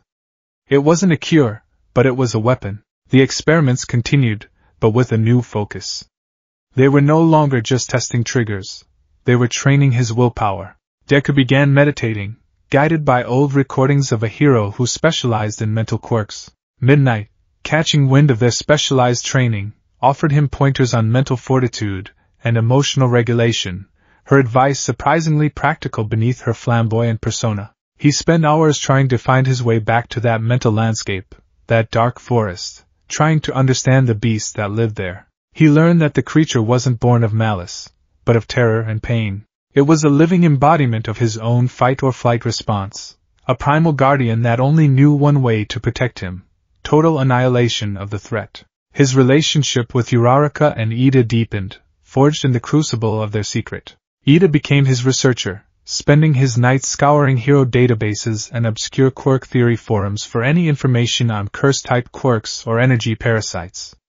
Uraraka became his emotional regulator. She learned to read the subtle signs of his stress, the slight tremor in his hand, the distant look in his eye. She developed grounding techniques for him, simple physical anchors in reality, the feeling of the floor beneath his feet, the sound of her own steady breathing, that could pull him back from the edge when he felt the cold creeping in.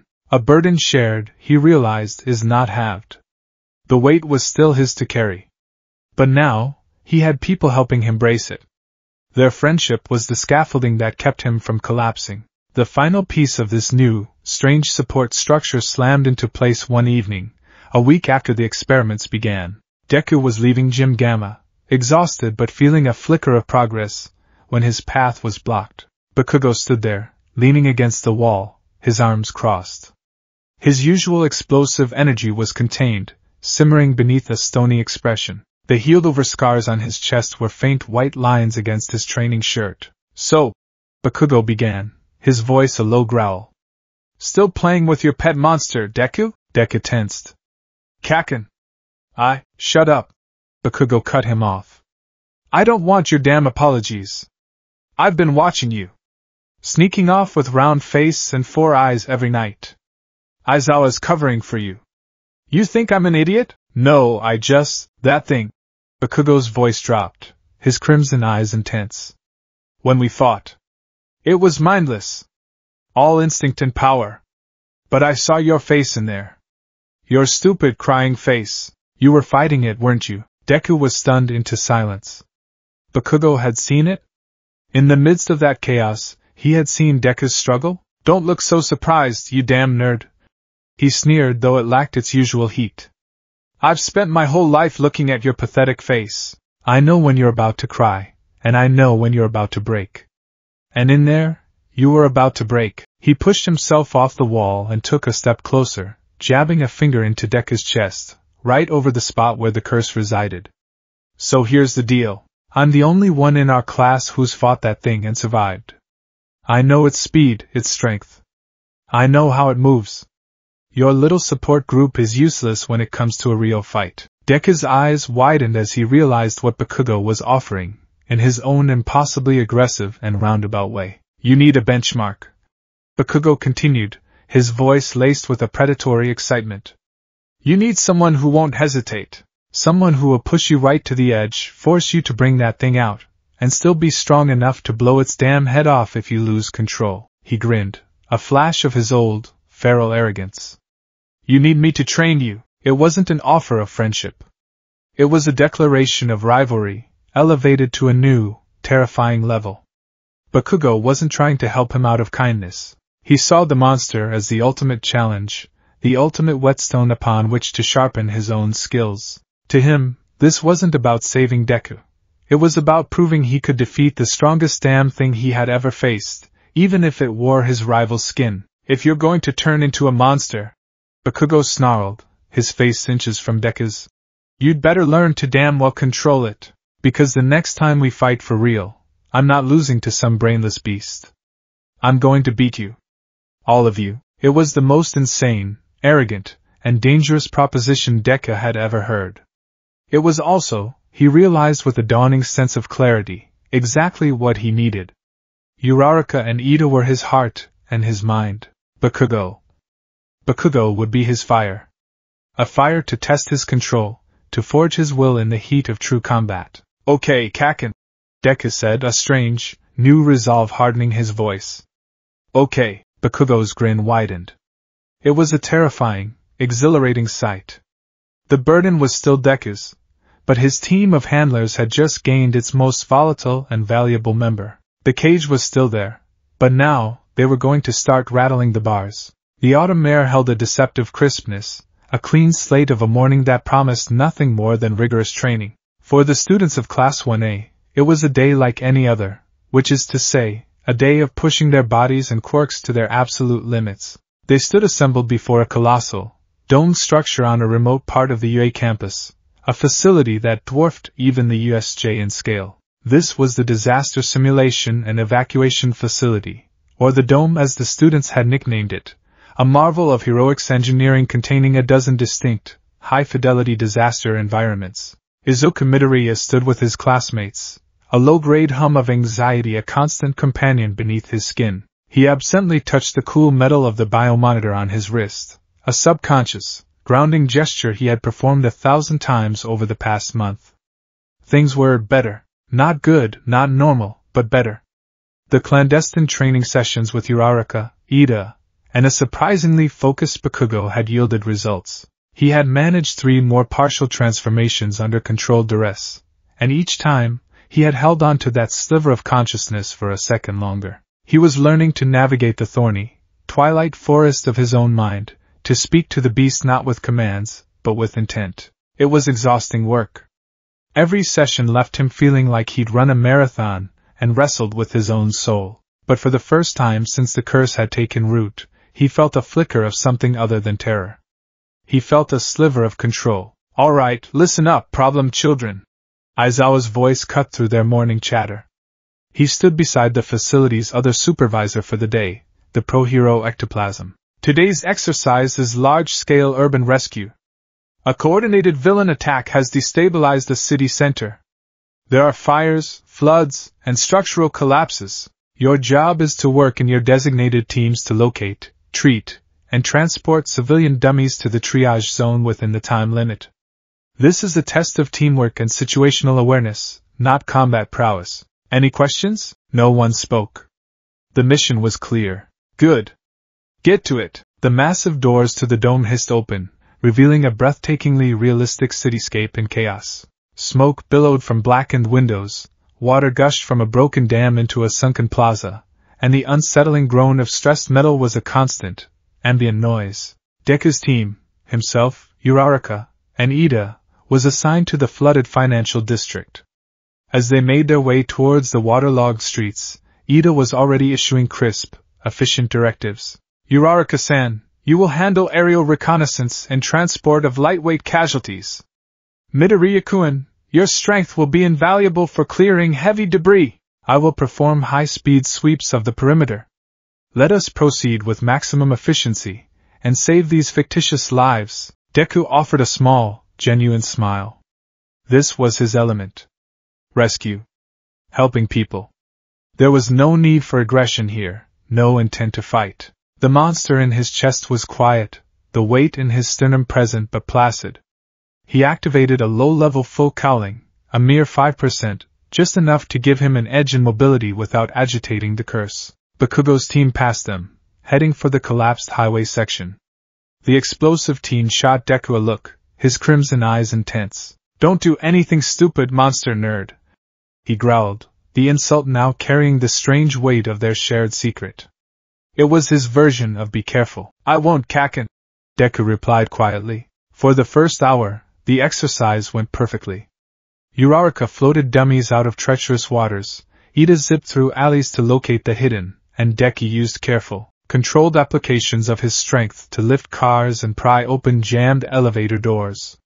He was in his element, his mind a whirlwind of strategic analysis and empathy. He was a hero.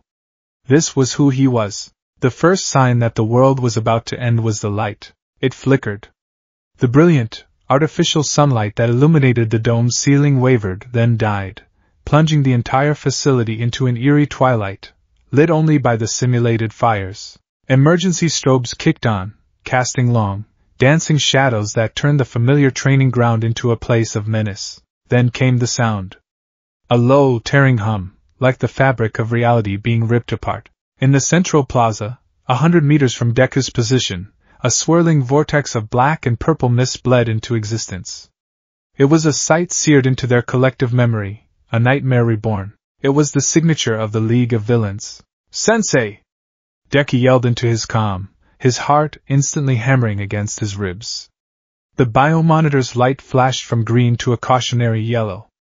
We have a warp gate in the central plaza. It's just like the USJ. It can't be. Ectoplasm's voice replied, tight with disbelief. The security on this facility is state-of-the-art, but it was. Dozens of figures began to spill from the portal, a motley, terrifying army of low-life villains, their faces twisted with malice and greed. They were led by a tall, slender man in a dark, high-collared coat. He had stark white hair and his visible skin was a patchwork of surgical staples and burned scars. He moved with a languid, almost bored grace, his turquoise eyes scanning the students with cold amusement. Beside him stood a monstrous figure, a hulking brute of muscle and sinew with an exposed brain, its eyes vacant and dead. Anomu. Students! Evacuate immediately! Aizawa's order was a thunderclap over the comms. This is a real attack! Ectoplasm, with me! Everyone else, get them to safety! Aizawa didn't hesitate. He leaped from his observation post, a dark angel descending into the fray, his capture weapon lashing out. Ectoplasm's body billowed, and a legion of his clones burst forth, forming a white-clad defensive line between the villains and the students. But the villains were prepared. The man in the dark coat simply raised a hand, and a jet of brilliant blue fire erupted from his palm, incinerating a dozen of Ectoplasm's clones in an instant. Another villain, a hulking brute with rock-like skin, smashed through the rest, clearing a path. And then, the familiar nightmare repeated. A figure made of the same purple-black mist as the gate coalesced near the student body. "It is a pleasure to make your acquaintance again, children of UA," a polite, disembodied voice echoed. "But I'm afraid we must separate you. It is so much easier to break things when they are not all clumped together." The mist expanded, a blinding, disorienting fog that swallowed the entire class. Deku felt a powerful, wrenching sensation, the world dissolving around him. He reached out for Uraraka and Ida, but his hands found only empty air. When the mist cleared, he was alone, standing on a shattered rooftop in the earthquake zone, the sounds of battle echoing from all around the dome. His blood ran cold. He was separated from his team, from his anchors. The biomonitor on his wrist was now flashing a steady, urgent orange. His adrenaline was surging, his fight-or-flight response screaming. He took deep, shuddering breaths, trying to remember Uraraka's grounding techniques. Feel the floor. Hear the sounds. You are in control. He scrambled to the edge of the roof, his eyes scanning the chaos below. It was worse than the USJ. These villains were more coordinated, more powerful. He saw Tokoyami in dark shadow being driven back by a villain who could generate blinding flares of light. He saw Ciro's tape being dissolved by an acid-spewing thug. His friends were in trouble. They were fighting for their lives. His orders were to evacuate. To run. To hide. That was the logical choice. The safe choice. Engaging would mean pushing his power, and pushing his power would mean a massive explosion of electricity lit up the industrial zone. Kaminari. He was letting loose a massive discharge. Deku felt a flicker of hope. But a moment later he saw the Nomu, unscathed by the lightning, deliver a brutal backhand that sent Kaminari flying into a wall, where he slumped, his face locked in the vacant, idiotic grin of his quirk's overuse. Standing beside him, his red hair a beacon in the gloom, was Kirishima. He had activated his unbreakable form, his body a shield of jagged, hardened skin. He stood his ground between the villains and his fallen friend. "That was a nice try, little hero," the patchwork villain drawled, his blue flames licking lazily at his fingertips. Deku could now see his quirk was different from the leader of the attack. It was another high-ranking member of this splinter group. The real leader, a man cloaked in shadows with a chilling aura of decay, now stepped forward to confront Kirishima. "Your defense is admirable," the leader, who his followers called Sharon, said, his voice a dry rasp. "An unbreakable wall. But even the strongest mountains eventually turn to dust." Sharon reached out and placed his hand on Kirishima's shoulder. It wasn't a blow. It was just a touch, but where his 5 fingers made contact, Kirishima's unbreakable skin began to flake away, dissolving into fine gray ash that drifted away on the air. It wasn't being broken, it was being unmade. Kirishima cried out, a sound of agony and disbelief. He swung a hardened fist, but the Noma was there, catching the blow with a meaty hand.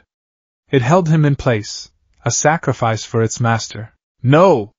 Deku whispered, his knuckles white where he gripped the edge of the roof. He saw it all play out in his mind. Sharon would disintegrate Kirishima. The Noma would deal with Kaminari, and then they would move on to the next set of his friends. Aizawa was overwhelmed. Ectoplasm was pinned down. All Might wasn't here. There was no one else. He looked at the orange light on his wrist. It was a warning. A stop sign. His programming for the last month had been to heed that warning above all else. To run. To cower. To keep the monster in its cage. But the image of Kirishima's unbreakable form turning to dust, the memory of Uraraka's terrified face under a falling building, the sound of Bakugo's grudging encouragement, it all swirled into a potent, undeniable imperative. He had trained for this. Not just to control the monster, but to use it. A hero saves people. That was the first and only rule.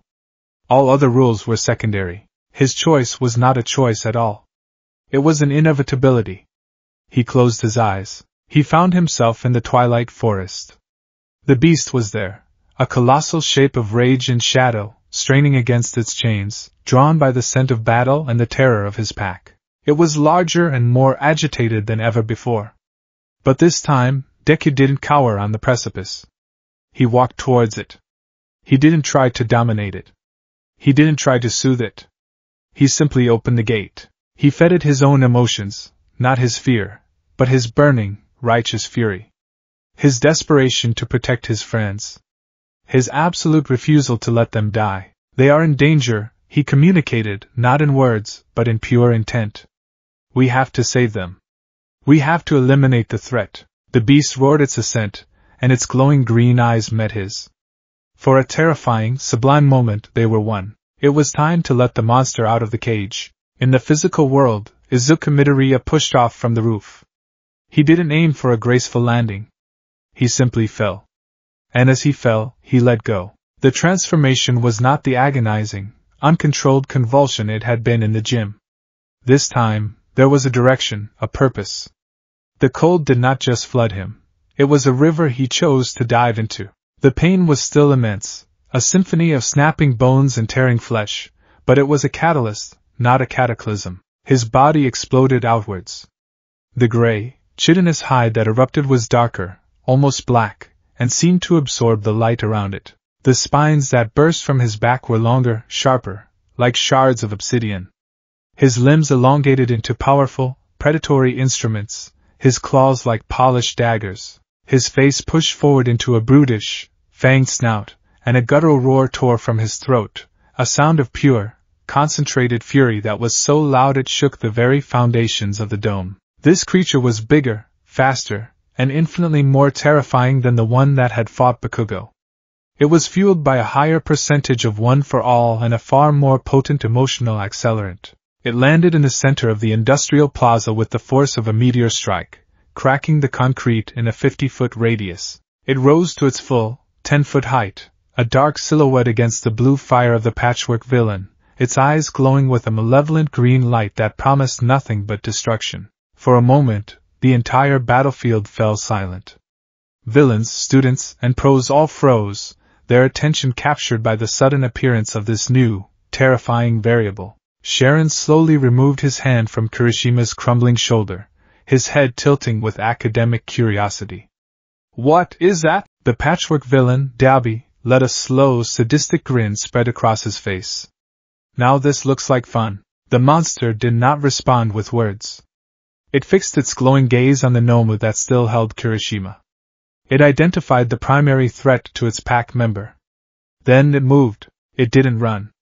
It simply ceased to be where it was and appeared in front of the Nomu, covering 100 meters in the space of a single, silent heartbeat.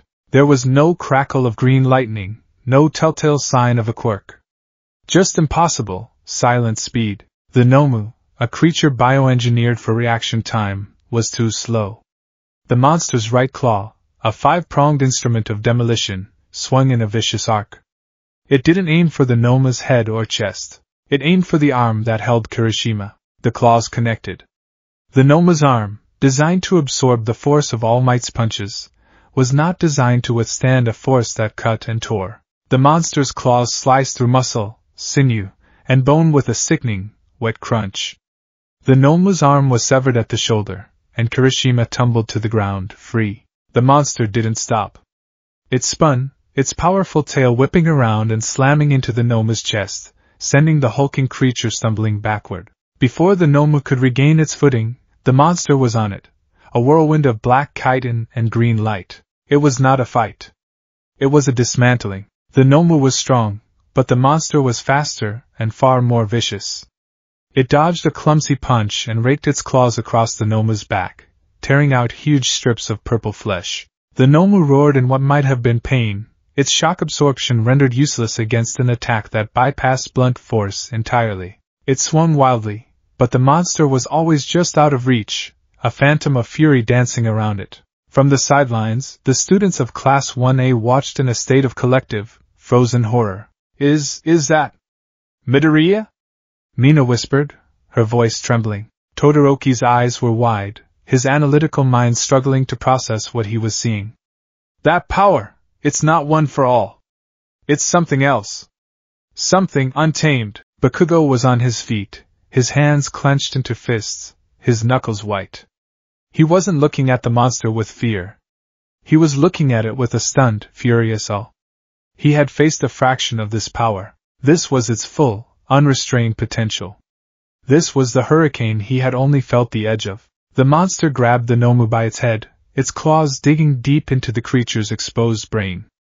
It lifted the massive beast into the air with a single arm, the Nomu's legs kicking uselessly. With a final, bestial roar, the monster slammed the Nomu into the ground, once, twice, 3 times, until the concrete was a crater and the creature was a broken, twitching heap. Then, for good measure, it tore the Nomu's head from its shoulders and tossed it aside like a piece of trash. It had taken less than 30 seconds. The monster stood over its kill, its chest heaving, dark, viscous fluid dripping from its claws. It turned its head, the glowing green eyes fixing on Sharon. Sharon, for the first time, looked unsettled. Fascinating, he breathed, taking a half-step back. Dobby stood his ground, his blue flames flaring in anticipation. The monster let out a low, predatory growl and took a step towards them. But before it could charge, the lesser villains, their confidence shattered by the gruesome display, broke ranks. A dozen of them charged the creature at once, a desperate, foolish mob. What followed was a slaughter. The monster became a living calamity, a force of nature's wrath. It moved through them with brutal efficiency. A villain with a steel-skin quirk was torn in half. Another who shot energy blasts was disemboweled before he could get a shot off. The violence was swift, absolute, and horrifyingly necessary. It wasn't heroic. It was primal. It was the necessary, ugly business of survival, executed with terrifying perfection. In the midst of the carnage, Deku's consciousness was fighting its own battle. He was in the dark forest, but this time he was riding the beast, his hands buried in its shadowy hide, trying to steer the storm. His intent was clear: protect friends. Eliminate threats. No one else gets hurt. He could feel the monster's bloodlust, its desire to kill everything that moved, and he wrestled with it, forcing it to focus only on the active combatants, to ignore the cowering, terrified villains who had thrown down their arms. He drove the creature towards Sharon. This was the leader, the source of the threat. Sharon, seeing the wave of destruction heading his way, made a calculated decision. He pushed Dobby forward. "Keep it busy," he ordered before turning to his warp gate user. "Kurogyri. Get us out of here." Dobby laughed, a wild, unhinged sound. With pleasure, he unleashed a massive tidal wave of blue fire, a cremation attack that could incinerate a city block. The monster, instead of dodging, braced itself and charged directly through the flames. The intense heat caused its chitinous hide to smoke and crackle, but it didn't slow. It burst through the wall of fire, a demonic figure wreathed in blue flame, and swiped at Dobby. Dobby was fast. He dodged the main attack, but the monster's claws still raked across his side, tearing his coat and drawing blood. He hissed in pain and leaped back, creating distance. The monster ignored him. Its target was Sharon. It launched itself through the air, a 10-foot missile of claws and fury. It would be on him in a second, but a second was all Kurogyri needed. The purple-black mist swirled around Sharon and the wounded Dobby. The monster's claws sliced through the space where Karen's neck had been an instant before, meeting only empty, dissipating mist. The leaders were gone. The remaining villains, seeing their commanders abandon them, completely lost their nerve. They dropped their weapons, threw their hands in the air, or simply curled into balls on the floor weeping. The fight was over. The monster stood panting in the center of the plaza, surrounded by broken bodies and the terrified remnants of the villain army. The immediate threat was gone. The righteous fury that had fueled it began to subside, replaced by the base, feral instincts of the beast. Its purpose fulfilled, it was now simply a predator in a target-rich environment. It slowly turned its head. Its glowing green eyes swept over the battlefield, past the defeated villains, and settled on the stunned, terrified faces of its own classmates. They were huddled together, a collection of wide, frightened eyes and pale faces. Mina was half hidden behind Sato. Jiro was clutching one of her jacks like a security blanket. Even Todoroki looked unnerved. The beast in the driver's seat saw not friends, but a crowd. A potential challenge. It took a half-step towards them, a low, questioning growl rumbling in its chest. In the dark forest of his mind, Deku felt a cold panic. No. Stop. They are not a threat. They are pack. They are ours to protect. He wrestled for control, pouring all of his remaining willpower into pulling the reins. The monster hesitated, confused, its head tilting. It could feel the conflicting commands, the rage of the battle still singing in its veins, but the desperate, protective urge of the boy it was bonded to was a powerful anchor. It looked at the students again, and its gaze fell on Uraraka. She was standing at the front of the group, her hands clasped over her mouth, tears streaming down her face. She was not looking at it with just terror. There was recognition in her eyes. And a heartbreaking sadness. That connection, that fragile thread of familiarity, was what Deku needed. He focused on her face, on the memory of her friendship, her kindness. "Stand down," he commanded the beast. "The fight is over. We protected them. Now stand down." The monster's posture relaxed slightly. Its growl subsided. It had won. Its territory was secure. At that moment, Aizawa, bloody and bruised but standing, finally got a clear line of sight. He saw the creature standing before his terrified students. His eyes flared red. Erasure! The effect was like a switch being flipped. The connection to One for All, the fuel for the curse, was instantly severed. The monster let out a final, agonized shriek as its body convulsed. The massive, powerful form seemed to deflate, the black hide receding, the spines retracting with a series of wet, sickening pops. The monstrous limbs snapped and cracked, shrinking back into human proportions. In a matter of seconds, the terrifying beast that had saved them all was gone. In its place, curled on the cracked concrete in a pool of his own sweat and strange, dark residue, was the small, naked, and utterly vulnerable form of Izuku Midoriya. He was unconscious before he fully reverted, his body having finally paid the price for the impossible power he had wielded. The silence that fell over the dome was absolute. It was a silence more profound and deafening than any explosion. The smoke from Dabi's flames still curled in the air. The emergency lights still cast their rhythmic, pulsing glare. But the world seemed to have stopped. Class 1A stared, their minds unable to reconcile the two images. The horrifying, godlike monster that had torn Anomu apart with its bare hands, and the fragile boy now lying broken at their feet. He had saved them. He had saved every single one of them. And they had never been more afraid of him in their lives.